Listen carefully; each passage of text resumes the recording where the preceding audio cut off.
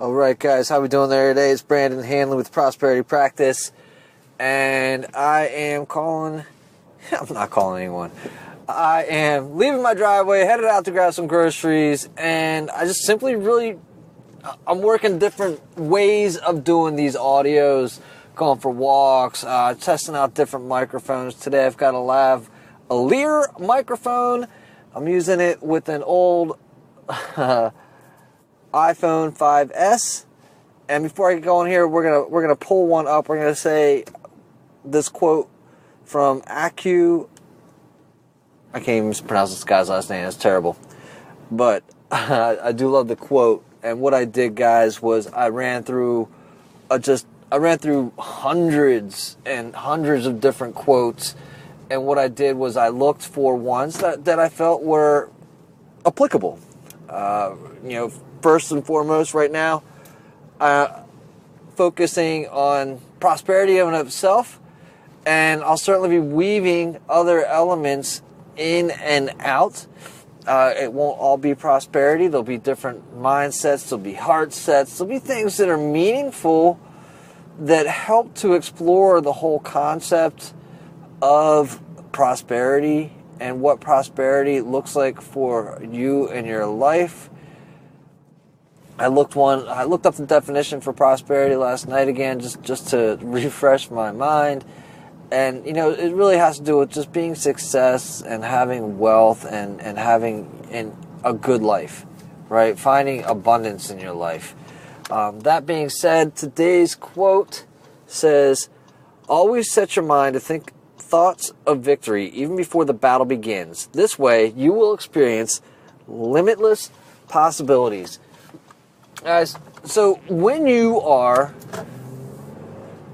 feeling prosperous, when you are basically imagining your life and you're thinking prosperous thoughts. In this one, he says, think of the battle as being won already. When you think that the battle is won already, what you see in your imagination are all the different ways that you can win. He says, limitless possibilities of the ways that you could win. Limitless possibilities. I spent probably too much time last night watching some of these quantum mechanics, quantum physics, and there's so many possibilities that are being proven out by science and so many different dimensions that we're not even taking into account, other than the three that we're aware of, and we think most of the time in the history, and we look at history as how we are able to propel the future, get some type of indicator as to what our future may be. And if we did that, we would never really probably make progress, because we had to learn how to walk. If we looked at history, we'd be like, well, I couldn't walk yesterday. I don't think I'm going to be able to do it today. I'm just going to stop here. Most of us learned how to ride a bike. Same thing. If we took our first day on the bike, and that was our history, we looked at yesterday as our first day on the bike, we'd say, that's it. I know I can't do it today because I was not able to do it yesterday. History is not the indicator of your future. Your ability to see a future that you desire is really the beginning of the future that you wish to have, right? And again, always set your mind to think thoughts of victory even before the battle begins. This way, you will experience limitless possibilities. How many ways do you see yourself losing during the week? How many ways do you see yourself doing a project and saying to yourself, "Oh man, I'm behind. The boss is going to be pissed," and that's what you imagine. You go to work with like this heavy heart, or you go to work with all this pressure to get something done. When you do that, you narrow your field of vision. That is the archaic brain and mind working, and you constrict everything. Like your heart slows. I mean, your whole body does this panic and this squeezing, this constriction of everything, and you can feel it, and it starts in your mind, because here you're thinking these thoughts of how you're not going to get it right, or how you're not going to get it done on time, or how is the boss going to like it? Is it going to be good enough? And you can live a life like that. Or you could do right here. You could imagine that the victory is already yours before the battle has even begun.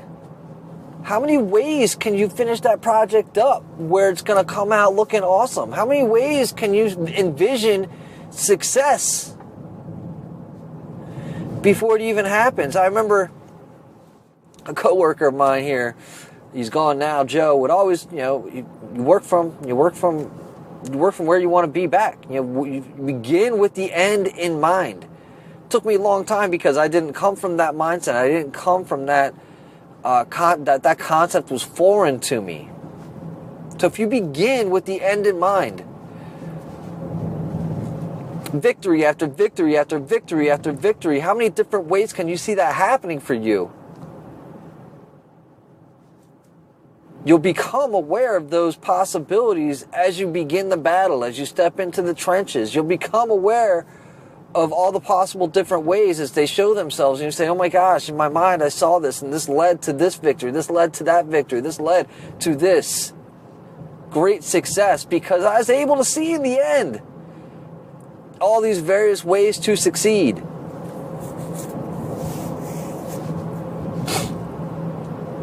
I hope that adds value to your day. I hope that, I know that driving in the car for some isn't the best, but I can promise you that right now I'm working on so many different ways to bring you the best that I hope that this is acceptable for you. I hope that the message shatters through the medium, and I hope that you're able to, again, just take hold of this, to use it however you need to, because I know that there's somebody out there today who needs to hear this. And, if I wait for the perfect time, if I wait for the perfect moment, that person may miss this message. And so maybe not for you, but it may be for the other one. Maybe for you. So please, again, forgive the imperfect delivery. I'm going to do my best to clean the audio up. I'm going to run it through some programs and filters. But, listen, sometimes you have to get the message out. You have to be the conduit. And sometimes, sometimes the conduit's got cracks and crap in it. You got to do stuff with it. That being said, I've been requested. Somebody's reached out to me and asked me to work on a prosperity for emotional life, an emotional prosperity program. I want to know from you what that looks like. Is that something that you would look into? Is that something that you would like to see? What does emotional prosperity look like to you? I've got my vision of it. She has hers. She shared that with me. But there's more than one person out there who's got this question, because it's just like when we are in the classroom. You've got one person that everybody's got the same question. Nobody wants to raise their hand, though. Nobody wants to raise. And then finally somebody raises their hand and be like, I just don't get it. Hey, teach. I ain't getting it. I don't know. I mean, and then the teacher's got to figure it out. He's got to say, what part? Where's this breaking down for you? And then they work together, and then everybody else in the class is glad, and they're relieved that person asked that question. So my friend asked the question. She says, can you build a program that says, that works towards emotional prosperity? And I said, sure, but I got to know what that looks like for you. If that's something of interest to you, if that's something that is on your mind, I beg you, not necessarily beg, but I want to help you, right? This is all about what can I give of myself? What can I ask for, from the universe, as it were? Be that conduit for creativity. What can I create that's going to be of immense value for you, that delivers you to emotional prosperity? That's it. It's real simple, guys. So if you want to participate in this, if you would like to have some questions answered, if you have what that looks like for you and you'd like to share that, please reach out to Brandon at prosperity-practice.com. Let me know. What does emotional prosperity look like for you? And again, guys, imagine each victory before the battle has even begun. You've got to be able to envision that success in your life. You've got to envision that your project is, I can't tell you how many times where I felt beaten up and I've beaten myself up. I've been the toughest critic. I've been the one putting all the pressure on myself to get project A, B, C, D, and E, and F done. Only to find that the pressure's coming from within. I'm putting the pressure on myself. Only to find that the mistakes that I make, only to find that any mistake that I've made has been acceptable. It's been so I can't tell you the number of times that I've made these mistakes that seem egregious to me, that seem like the end of the world, that have been negligible. They're like, oh yeah, okay, yeah, let's just keep moving, right? So, if we go back to any date and time, just don't trip over it, man. Just keep going, keep moving.